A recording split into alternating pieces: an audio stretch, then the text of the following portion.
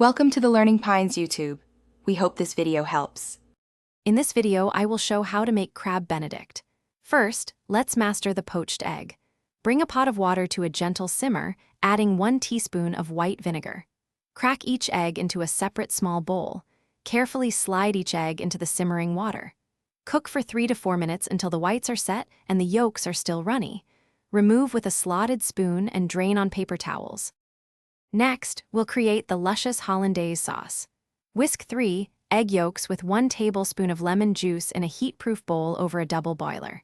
Slowly drizzle in 1/2 cup of melted unsalted butter while continuously whisking until the sauce thickens.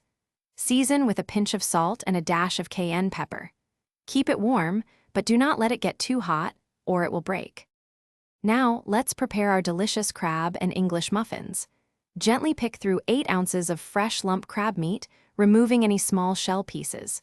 Toast 2 English muffins until they are golden brown and slightly crispy. You can lightly butter them if you wish. This provides a perfect base for our crab and poached eggs, adding a delightful texture to each bite.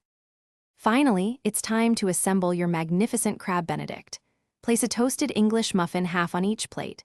Top each with a generous portion of the prepared crab meat. Carefully add a perfectly poached egg on top of the crab.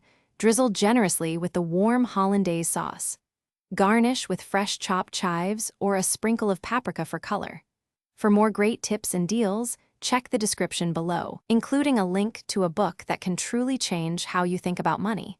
Enjoy your gourmet breakfast. Thanks for watching. Consider subscribing if we helped you.